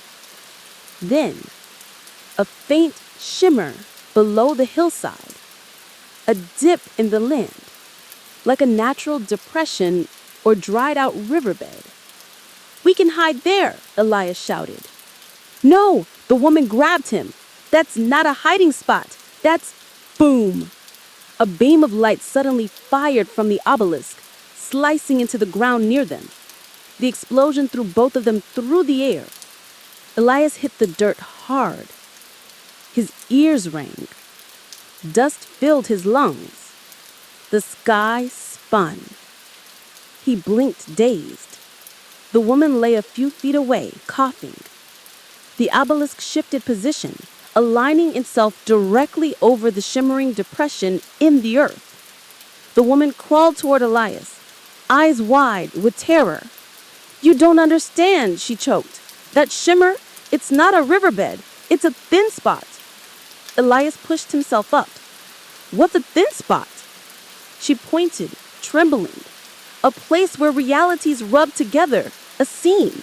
If that anchor drops there, the collapse will spread across multiple timelines, not just this one. Elias stared at the shimmering hollow. Wind twisted violently around it, pulling upward, a vortex forming. The obelisk's white sphere descended. The crescent craft charged its weapons again. The 5-note chime blared, and the woman whispered the words that made Elias's blood freeze. If they drop that anchor, it won't just kill us. Her eyes met his. It will kill every version of you, in every world. Chapter 26. The Anchor Descends. The 5-note chime drilled through the sky again, but this time the notes warped, stretching, bending, echoing in unnatural rhythms. The obelisk angled downward. The white sphere beneath it glowed hotter, no longer pure white, but streaked with violet and black, like cracks forming inside light. The smaller crescent ship darted across the sky, firing another lance of shimmering energy. The beam struck the obelisk's flank, scattering fragments of geometric light that dissolved before touching the ground. The obelisk did not budge. Its anchor continued lowering. Elias grabbed the woman's arm. "We have to move, now!" "No, wait," she coughed, gripping his wrist. "If we go the wrong direction, the distortion will shred us. We need to stay away from the shimmer line." But the shimmer was expanding, slowly, softly, almost beautifully, like the horizon itself was dissolving into a mirror of rippling air. Grass turned to glass-like reflections. Dirt became liquid silver. The thin spot was widening, pulling the world inward. Elias's heart hammered. "What happens if we fall in?" She swallowed. "You don't fall, you divide." He stared. "Divide?" "Yes," she whispered. "Into versions. All possible versions. All at once. It tears your identity into probabilities." Elias felt the world tilt beneath his feet. No, he wasn't dying like that. Not here. Not like this. The crescent ship swooped low, firing again, but the obelisk released a pulse of white static that hit the ground, erupting into a wall of soundless shock. Elias and the women dropped flat as wind roared across the prairie. The crescent ship flickered, not like it was hid, but like reality itself blinked. For a moment, its hull existed in two positions at once. The woman gasped. "Oh no, no. They're destabilizing it." The crescent ship corrected, stabilizing just in time. Elias pushed to his knees. "Who's piloting that ship? Are they helping us?" Her expression darkened. "I don't know, but whatever faction they belong to, it hates the Regulators." "Is that good?" "No," she said quietly. "It means we're caught in a war." The anchor dropped another 10 feet, now only 20 feet above the shimmer. A shadow stretched across the land as the sphere pulsed again. Each pulse making Elias's skin crawl, not hurting, not burning, just wrong. Like his heartbeat briefly forgot how to beat. The woman winced. Temporal suppression field. It's starting. I can feel it. She held her hands up. Her fingers moved slower, much slower, as if time around her was thickening like syrup. Elias grabbed her shoulders. No, stay with me. Don't let it freeze you." She strained, forcing her eyes open. I'm trying, but the anchor, it's syncing with this timeline's base frequency. If the sphere touches the seam, it kills me," Elias choked. "It kills every you," she corrected. Suddenly, a sound split the sky. Not a chime, not a beam, not an explosion. A voice, projected, colossal, emotionless. A voice that did not echo through air, but through existence itself. "Regulation protocol, 7-19, red. Anchor deployment, critical. Temporal scar detected. Anomalies present." The woman whispered, "They've identified you." The voice spoke again. "Target, uncatalogued variant. Recommended status, erasure." Elias's blood turned to ice. "They're talking about me." She nodded once, expression grim. "Yes." "Why? I never did anything." "You existed. In the wrong place." Above them, the crescent craft suddenly accelerated, performing a maneuver so tight it bent around the obelisk's pulse wave. Then, 3 openings appeared along its underside. Circles of pale blue light. The woman's eyes widened. "Oh no. Elias turned. "What now?" "They're going to force open the seam." The crescent ship fired 3 converging beams directly into the shimmer. The ground lit up. a blinding white fracture exploding outward like a smashed mirror. The thin spot wasn't a dip anymore. It was a hole, a perfect circle, 10 yards across, bottomless. Reality peeled inward around it, folding like paper. Wind screamed across the prairie, pulling grass and dirt toward the opening. Elias dug his hands into the soil. The woman clung to him, fingers shaking. But the pool grew stronger. The hole widened. 15 yards, 20. A black void ringed by liquid silver light. The obelisk reacted violently. Its white sphere surged downward in an emergency drop. The 5-note chime blared faster, faster, almost panicked. "They're dropping it early," the woman shouted. "What does that mean?" Elias yelled over the wind. "It means—" Before she could finish, the anchor sphere hit the edge of the hole. A detonation of white light tore through the world. The sky inverted, the prairie shattered. Sound folded inward like water rushing down a drain. And Elias felt something inside him snap. Not physically, not mentally. Something deeper. Something fundamental. Like his identity itself was momentarily ripped into strands. He screamed, but the scream didn't leave his mouth. It stayed inside his skull, vibrating like trapped echoes. The world went dark. Not black, dark. As if someone turned off the concept of light. And Elias fell, not downward, not upward, not in any direction at all. He fell into something. A space that wasn't space. A memory that wasn't a memory. A place that was not a place. And then, a whisper. Not from the woman, not from the regulators, not from the chef.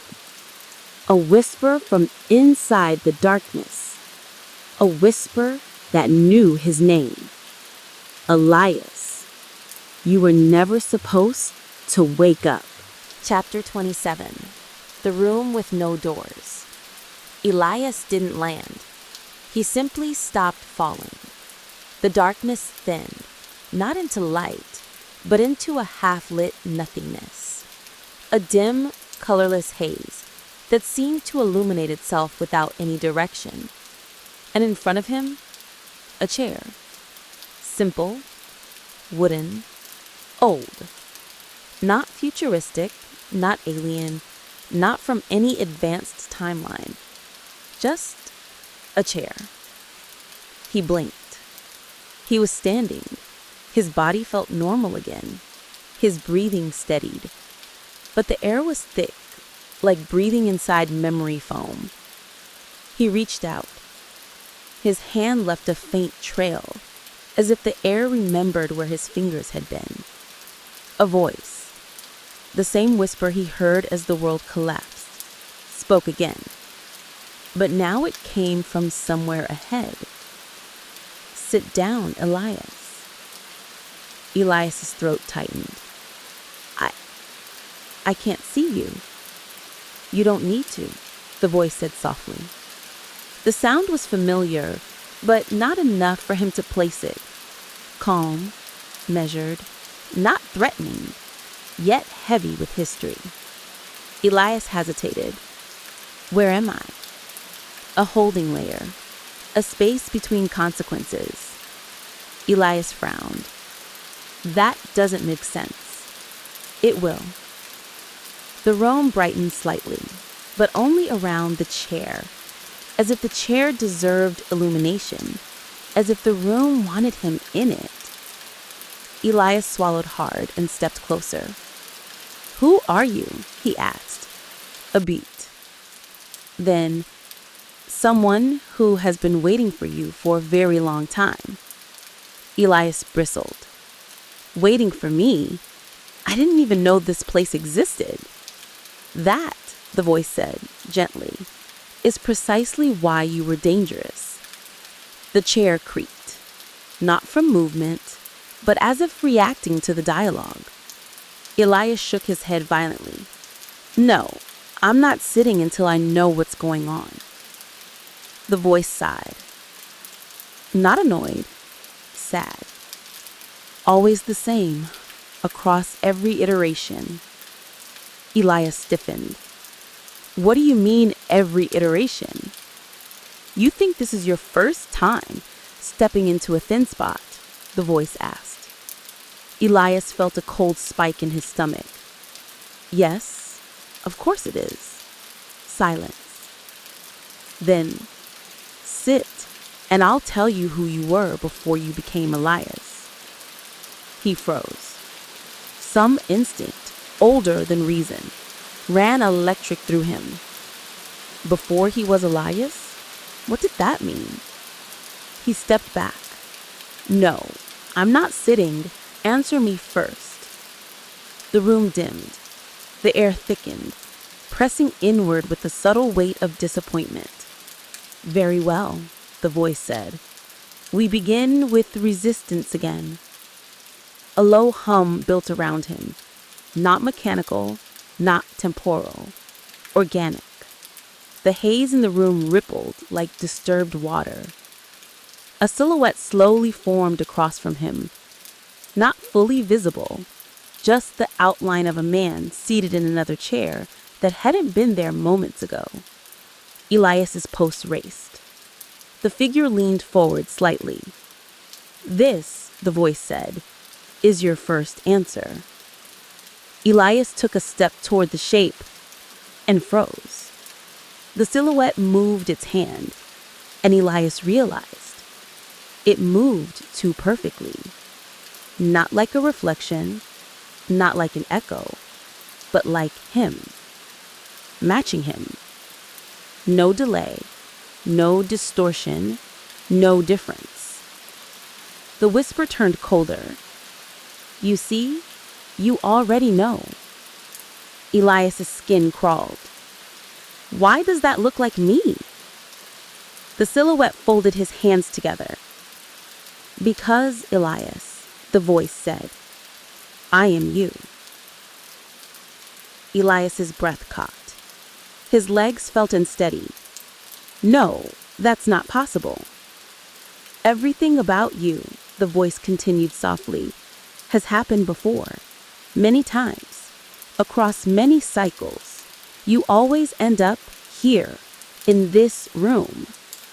Elias shook his head violently. You're lying. The silhouette tilted its head. You think the regulators chased you by accident?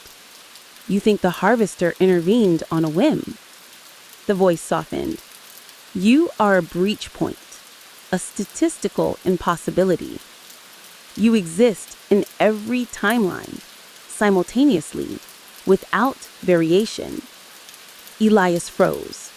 What?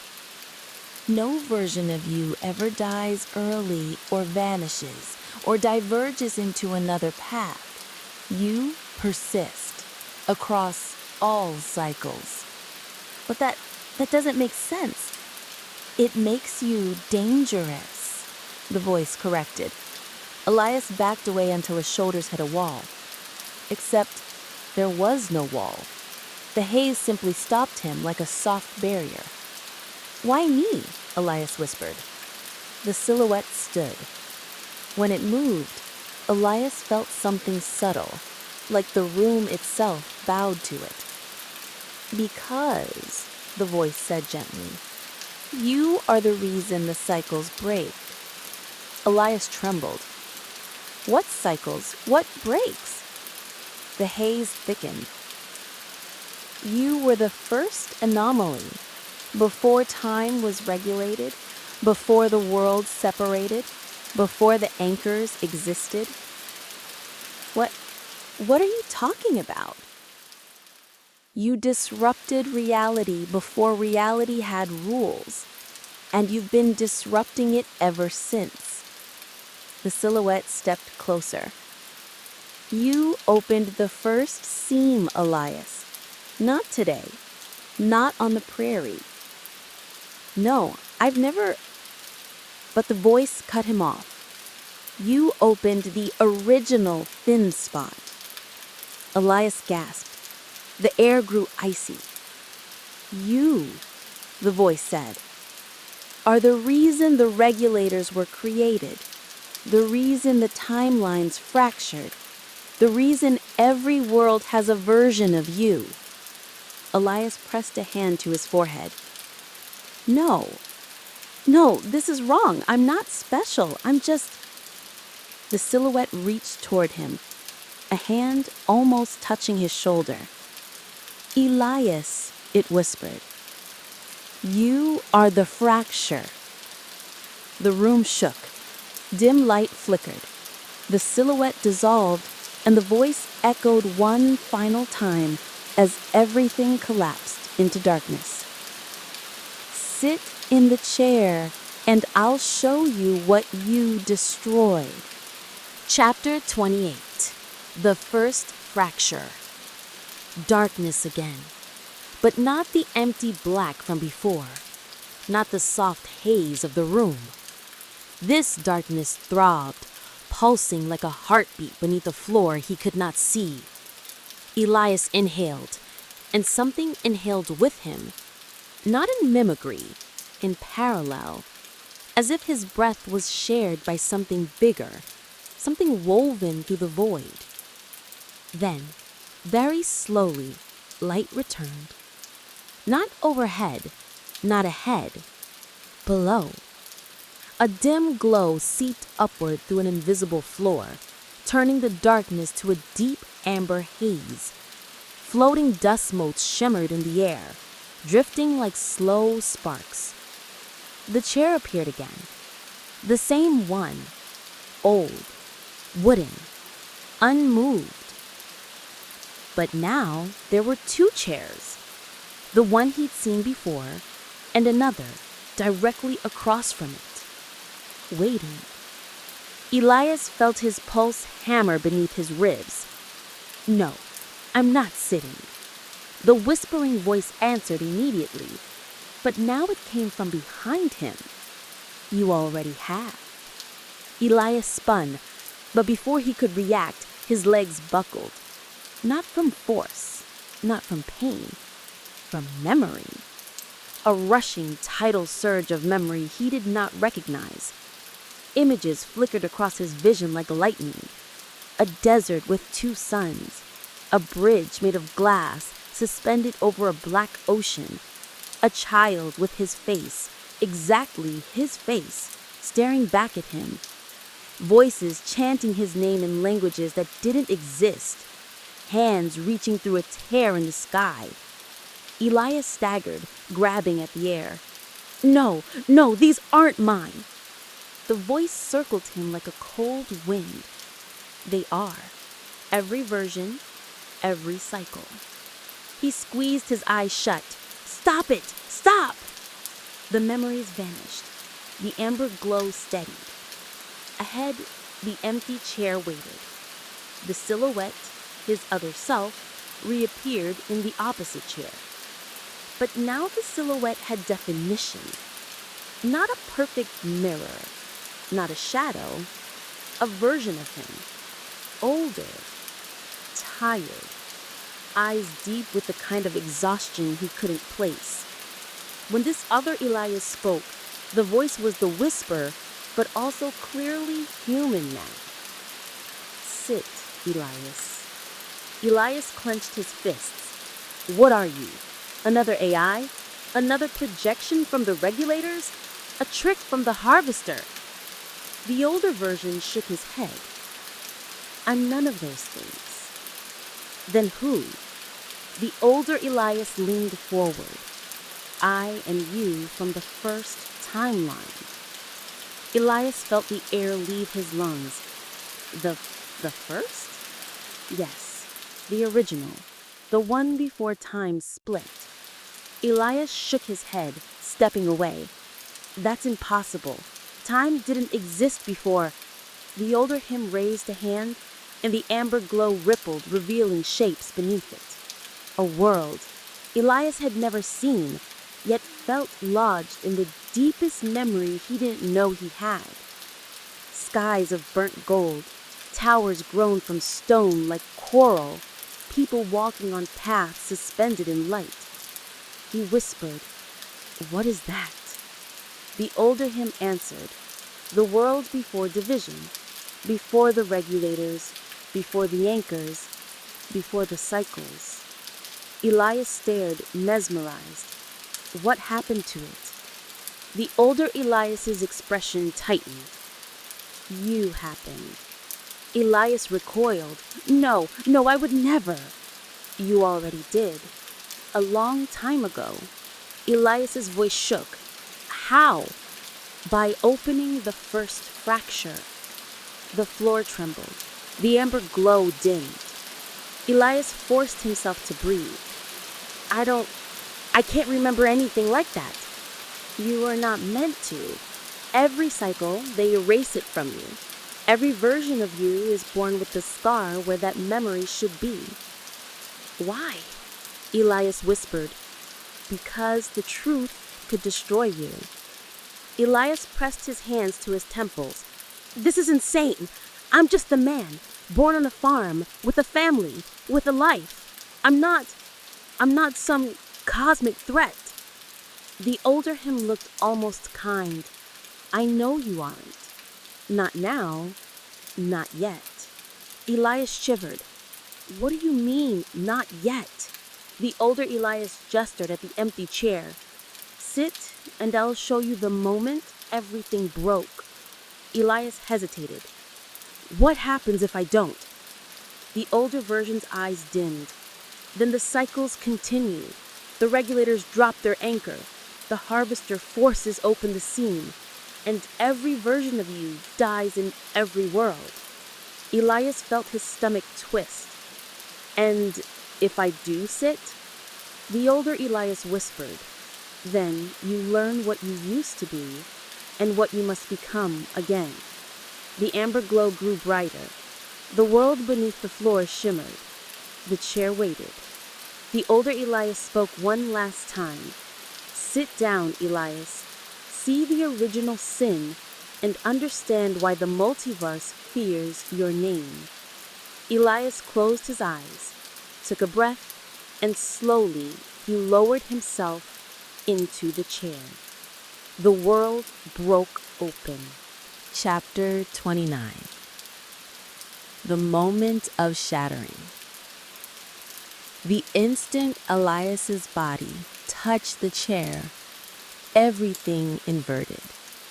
Not violently, not explosively, but with a horrifying, quiet precision, like reality simply turned itself inside out. The amber haze folded away. The floor dissolved, and the older Elias vanished like smoke pulled into a vacuum. Elias didn't fall. He shifted. His body remained still, but the world around him rotated, reassembled, and rewrote itself in a breathless cascade. Stone towers reformed. A golden sky poured into existence. A city rebuilt itself from memory. And finally, a street appeared beneath his feet. Except it wasn't a street. It was a bridge. A bridge of smooth obsidian glass stretching endlessly over an abyss of swirling violent clouds. The clouds churned like a living storm, forming and unforming shapes that almost resembled faces. Elias clutched the seat of the chair.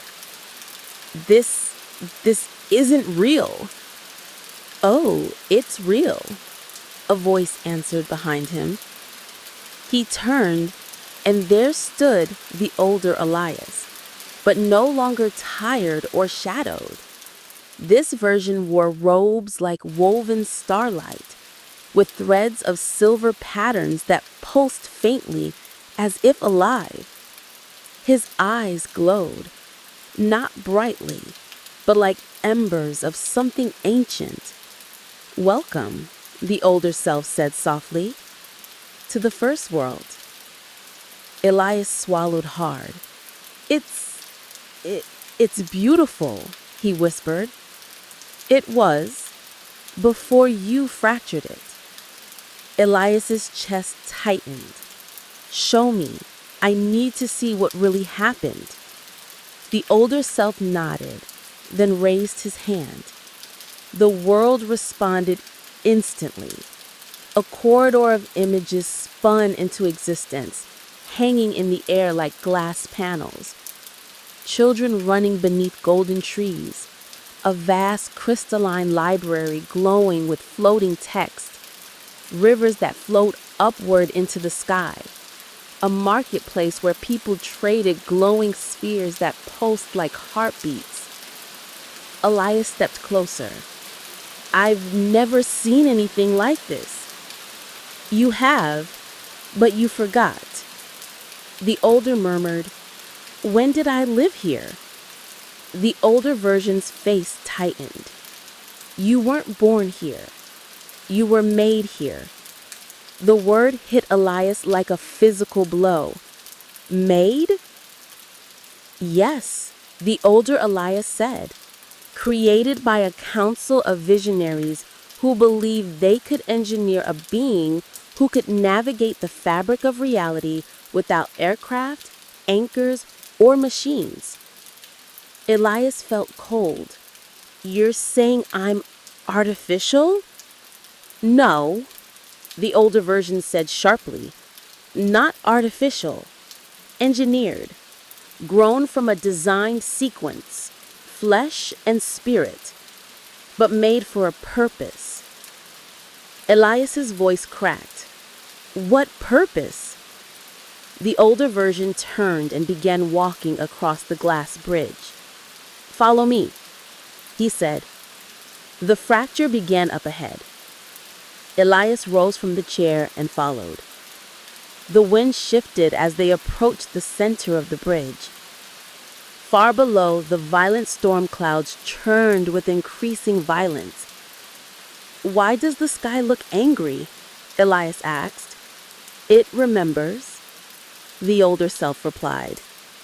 They reached the midpoint, and there, standing alone at the center of the bridge, was a young man, barely in his 20s, dark hair, focused eyes. The world shimmered around him, bending slightly at the edges. And Elias froze. He knew that face. He'd seen it in old photographs in his family home. He'd seen it reflected faintly whenever he looked too long into the mirror. He'd felt it in the way strangers sometimes stared at him oddly, as if recognizing something ancient in his expression. It was him. Younger, sharper, full of intensity. Is that me? Elias whispered. The older version nodded. Yes, the first you. The younger Elias extended both hands over the abyss. Between his palms floated a sphere of shifting colors, gold, blue, violet, expanding and shrinking as if breathing. What is he doing? Elias asked. He's attempting what you were created to do, a controlled transverse, opening a safe doorway between layers of reality, a portal. Elias stepped closer. But why? For what purpose? To explore, to advance, to expand civilization beyond a single plane. The older Elias exhaled. You were designed to be a bridge between worlds. The color sphere pulsed. The bridge trembled. The younger Elias's eyes glowed with fierce determination as he manipulated the energies. The older one whispered, but he didn't know something vital. Know what? Elias asked. That the worlds were not separate yet. There were no timelines, no alternate iterations. Reality was still whole, one fabric, one thread. Elias's breath shook. So opening a doorway meant... The older Elias turned to him. It meant tearing the only universe that existed. The sphere in the young man's hands expanded violently. A crack of white light shot outward. The sky rippled like shattered glass, and a deafening sound tore across the world. A sound like a scream made of light and thunder. The bridge began to break, fracturing into shards that floated upward, sideways, in impossible directions. The younger Elias realized too late what he'd done. He pulled his hands back, but the crack didn't close. It widened. Reality peeled open, not a doorway, a wound. And from the wound, a torrent of raw creation spiraled outward like a hurricane of energy. Elias fell to his knees. Oh my God! The older version knelt beside him. That rupture became the first thin spot. It split reality into multiple layers. The timelines, the cycles, the need for regulators, the birth of harvesters. Elias stared at the young version of himself, struggling, fighting, screaming as the universe tore around him. Why? Elias whispered. Why would I do that? The older Elias rested a hand on his shoulder. You weren't trying to destroy anything, Elias. You were trying to reach something. Reach what? He asked. The older self's eyes darkened. You were trying to reach someone. Elias's heartbeat slammed in his chest. Someone? Who? The older version inhaled deeply. Then, he said a name Elias had never heard, yet instantly recognized. A name that tasted like déjà vu, like grief, like longing. Lira. Elias felt his body go cold. Who is Lira? The older Elias closed his eyes. The one person you've loved in every timeline. The world cracked again, the fracture deepening, the storm howling. And Elias realized the multiverse didn't break because he was dangerous. It broke because he was human. And he couldn't let someone go. The Lost Journals of Elias Hartwell, Part 14, Chapter 30, Her Name in the Fracture. The world around Elias flickered like a candle in a windstorm. Lira. The name echoed in his mind like a note plucked from a forgotten instrument, familiar and yet unreachable. Elias felt something stir behind his ribs. Not memory, not emotion.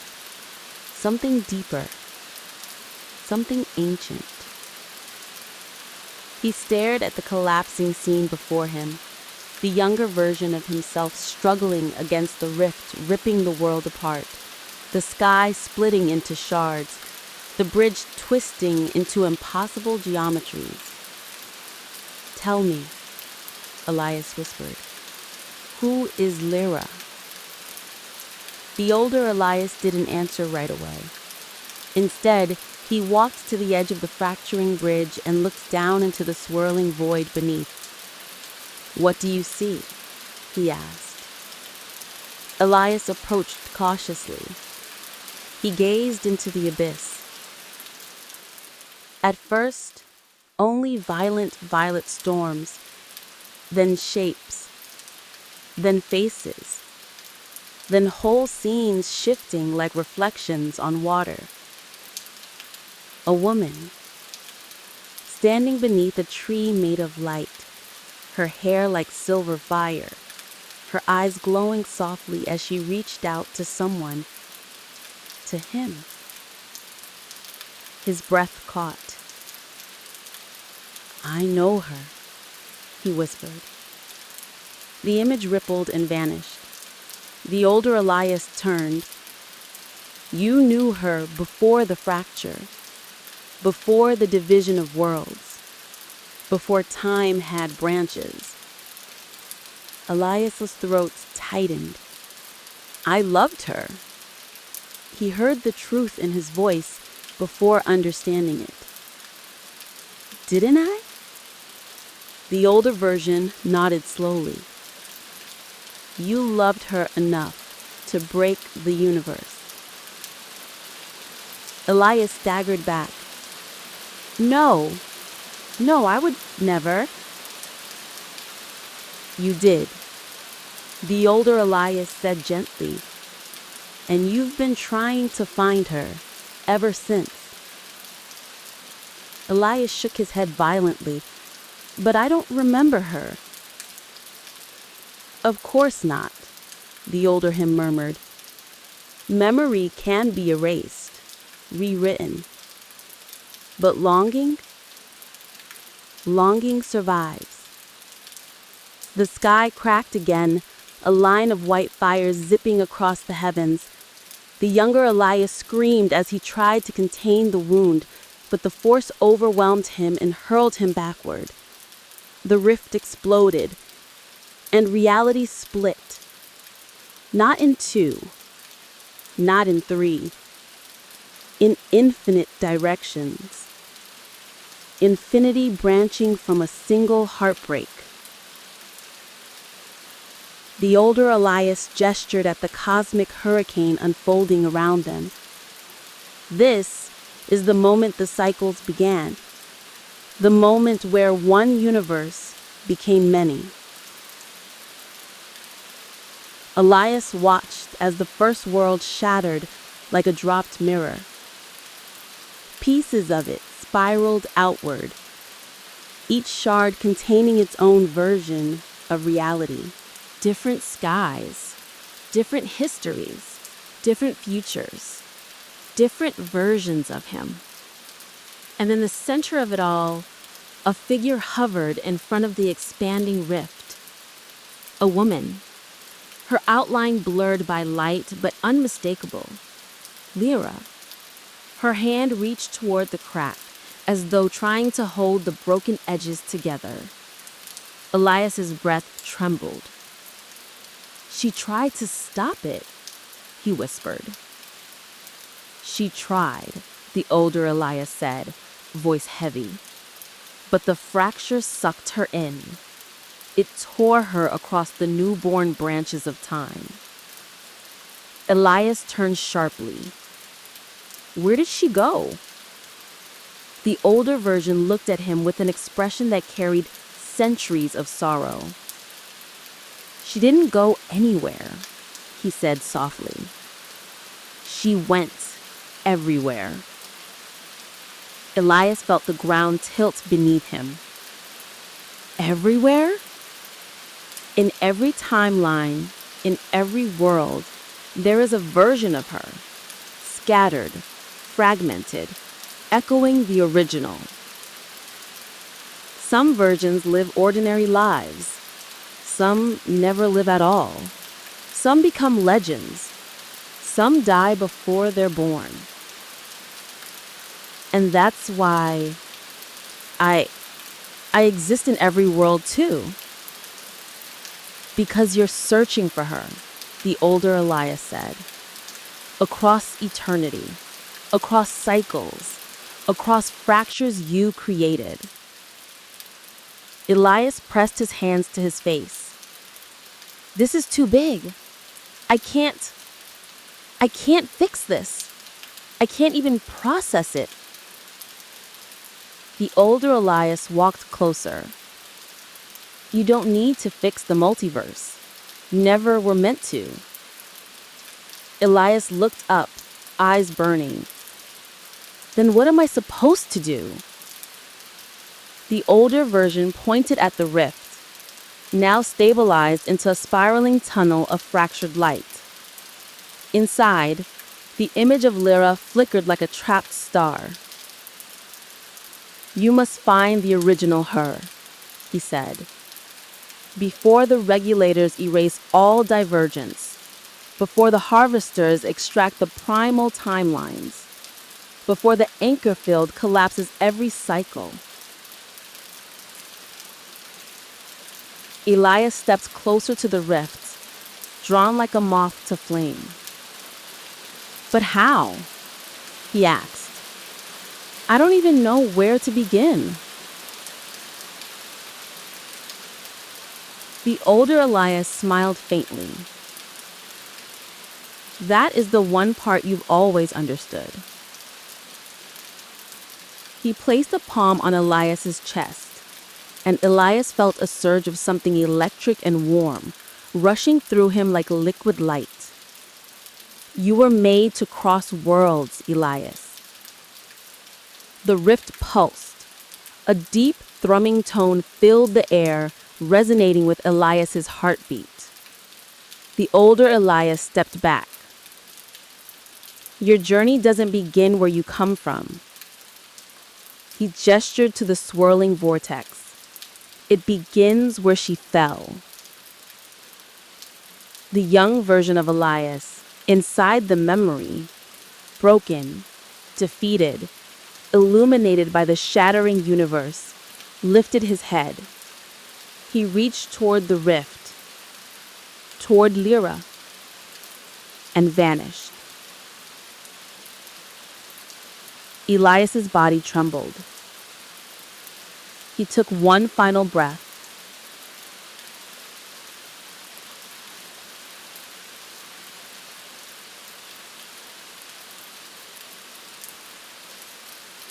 Then stepped toward the fracture.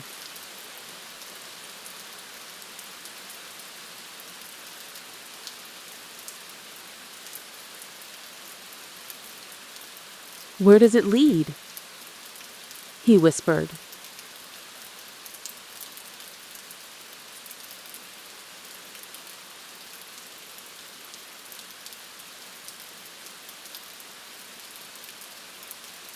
The older Elias answered, "To the first place she landed."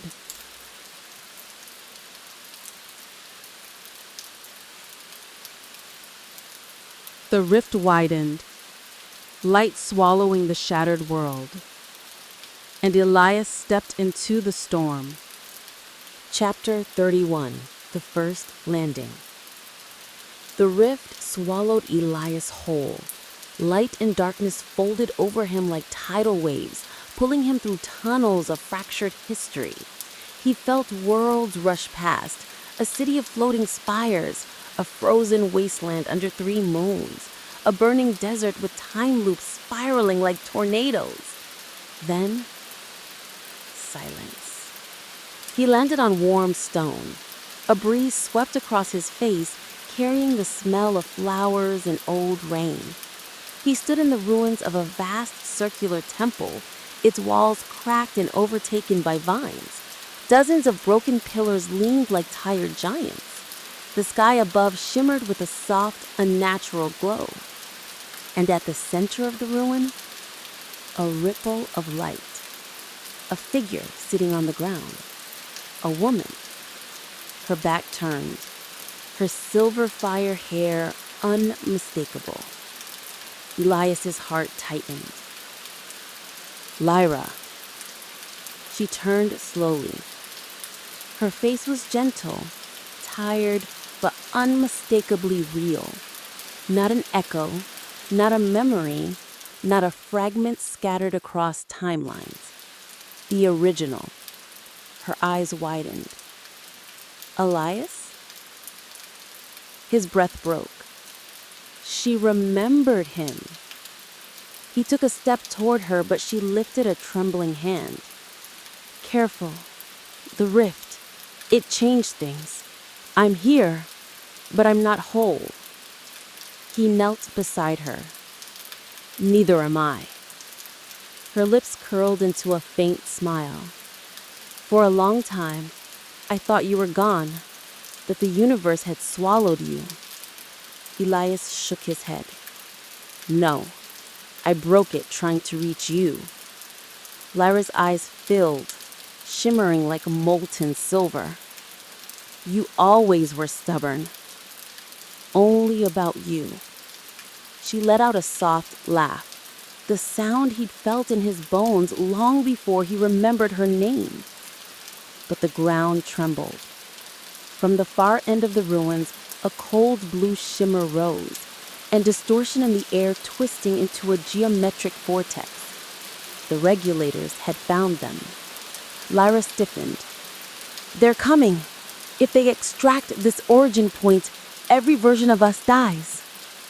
Elias rose to his feet. Then we won't let them. Chapter 32. The Last Stand at the Temple of First Light. The vortex expanded, shapes emerging from it. Tall, angular beings made of sharp light and shifting edges. No faces, no voices, just the hum of pure law. Regulators, dozens of them, then hundreds. Elias reached into the air, and time obeyed his hand like a familiar tool. He didn't understand it. He didn't analyze it. He simply remembered who he was, what he'd been before the fracture, before the cycles, before the forgetting. A traveler across worlds, a breaker of barriers, a seeker. Energy surged. Lira placed her hand over his. Their auras intertwined, gold and silver spiraling together like intertwined comets. The Regulators advanced. Lira whispered, "You know what to do." Elias nodded.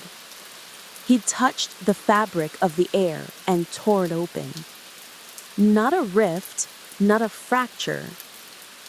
A singular path, a timeline free of echoes, free of cycles. One universe, whole and stable. But opening the path required something he hadn't yet realized. His memories flickered. The older version of himself, the warnings, the cycles collapsing, the ancient cost. Lira squeezed his hand gently. "It has to be you," she whispered. Elias froze. "No, not again. I'm not leaving you. Not across worlds, not across cycles, not across..." Her eyes softened with infinite warmth. "You're not leaving me. You're restoring me." She reached up and touched his forehead. Memories flooded him, them walking under a sky of twin suns, her laughing as she taught him how to bend timelines without breaking them. Their promise: if one falls, the other finds them. The Regulators surged forward. Lira stepped between them and Elias, her body glowing brighter. "Go," she said. "Finish what we started." "No," Elias stepped forward. "We finish it together." She smiled. "We do, in the only way that matters." Her light flared, a burst of silver radiance so powerful it shook the entire ruin. The Regulators recoiled. Elias realized what she intended. "Lira, don't!" But the moment was already happening. She gave him one last look. "Find me in the new timeline," she whispered. "Not scattered, not fragmented. Just me." And she released her energy. Silver light collapsed inward, fusing with the singular path Elias had opened. The universe buckled. Time folded. The ruins dissolved. And Elias was flung into a rushing corridor of golden light. Chapter 33, A World Unbroken. When Elias woke, he lay on soft grass. The sky was clear blue. Birds sang, people laughed in the distance. No fractures, no echoes, no multiversal tension humming beneath reality. A single universe. Whole. He sat up slowly. His chest ached, not physically, but in a way that felt like the aftershock of losing something precious.